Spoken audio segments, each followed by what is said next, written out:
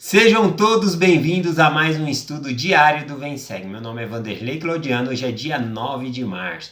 Todos os dias eu gravo uma mensagem do Vem Segue, que é da designação das escrituras aqui do Vem Segue.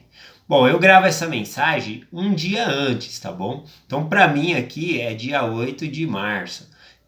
Então, ainda em tempo, né? E desculpa por não ter gravado antes falando e mencionando isso, né? Feliz Dia das Mulheres aí para todas as mulheres, tá bom? Então, parabéns aí pela diferença que vocês fazem na vida dos homens, né? Se não fossem as mulheres, os homens não existiriam, para começar, né? Bom, então parabéns vocês aí pelo dia de vocês. Vocês merecem mais do que um dia, com certeza. Não só uma semana, um mês, né? O ano inteiro, né? Deveria ser o ano das mulheres, tá bom? Então, parabéns aí. Em comemoração ao Dia das Mulheres, né? Eu tô falando na data certa aqui, para vocês vai chegar só amanhã, né, essa mensagem, então vai estar atrasado aí para vocês. Mas parabenizo vocês aí pelo Dia Internacional das Mulheres. Bom, em comemoração a esse dia, eu vou gravar hoje a mensagem falando sobre Emma Smith, tá bom? Uma grande mulher, uma grande heroína aí na história da igreja, a esposa de Joseph Smith. Bom, vou compartilhar hoje com vocês a sessão 25 de Doutrina e Convênio. Essa foi uma revelação dada diretamente a Emma Smith. E o que acontece? Eu vou falar um pouquinho da história, né, de Joseph Smith e Emma, para falar um pouco do contraste, da diferença entre eles. Bom, em idade, Emma era 2 anos mais velha do que Joseph Smith, mas essa não era a única diferença entre eles. Eles moravam em uma distância considerável um do outro, né? Eles se conheceram porque Joseph Smith veio trabalhar, né, com o pai de Emma na fazenda dele ali, né? Ele estava executando alguns trabalhos e conheceu Emma ali. Mas a cultura dos dois era completamente diferente, tá bom? Por exemplo, Joseph Smith, ele mal tinha tempo, né, de frequentar uma escola, de ter um estudo. Já Emma não. Emma, além de frequentar a escola e aprender, ela também chegou a frequentar seminários de religião, né? Então ela tinha a fé dela. Mas o que acontece? Eles se conheceram e eles se apaixonaram, né? Porém, a família de Emma era contra esse relacionamento e não queria, achava que ela poderia se casar ali com um fazendeiro próspero, alguém da comunidade deles ali. Mas Emma não tinha interesse em ninguém, ela só tinha olhos ali para Joseph Smith. E o que mais assustava a família era a história, né, que Joseph Smith ele tinha visto Deus o Pai, Jesus Cristo, anjos, e isso assustava muito a família ali. E ao conversar com Emma, Emma acreditava em Joseph Smith, né? Sabia que ele era sincero, mas Joseph Smith incentivou ela a buscar a sua própria resposta, a saber por si mesmo. E ao orar, ela pôde saber realmente que o que Joseph Smith tinha contado para ela era verdade, que ele estava sendo um rapaz sincero. E mesmo contra a família ali, né, contra esse relacionamento, os dois acabam se casando, tá bom? O que acontece? Joseph Smith ele faz grandes sacrifícios para ver a Emma, tá bom?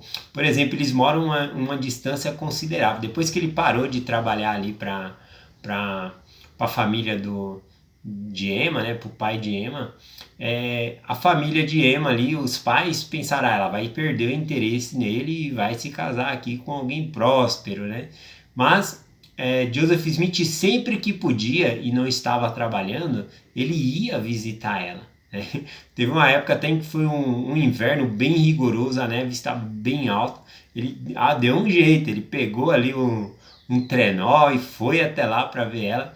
É incrível quando a gente ama, como a gente gosta, assim, não parece ser um sacrifício. A gente lendo parece que é um sacrifício por conta da distância toda, mas para quem gosta é um prazer, né? Faz qualquer sacrifício para estar ali junto com a pessoa. Então é uma história de amor muito interessante. O que eles fazem? Contra a vontade ali dos pais de Emma, Joseph Smith e Emma decidem fugir. Bom, eles fogem e eles vão até um juiz e se casam legalmente, tá bom? E aí eles começam a sua vida de casada ali. Emma foi uma mulher muito importante na na restauração da igreja, tá bom? Por exemplo, ela foi a mulher designada, a qual o anjo Moroni falou que Joseph Smith poderia levar alguém ali para ajudar a pegar as placas. E ao perguntar a Deus quem era essa pessoa, o Senhor revelou que era a esposa dele, que era a Emma. Então ela foi até o pé do monte ali com uma carroça, o Joseph Smith retira as placas. Então ela tem a participação dela ali, né? Muito interessante isso. E nessa ocasião aqui, Joseph Smith ele dá uma revelação diretamente a Emma, tá bom?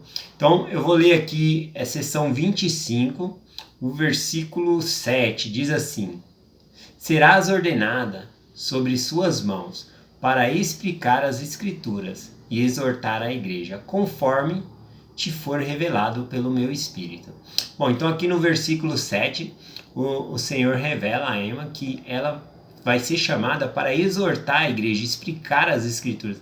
E isso de fato acontece mais para frente. Ela é chamada ali como, é a primeira, aliás, a primeira presidente da Sociedade de Socorro, né? Foi criada a Sociedade de Socorro e ela foi essa presidente da Sociedade de Socorro.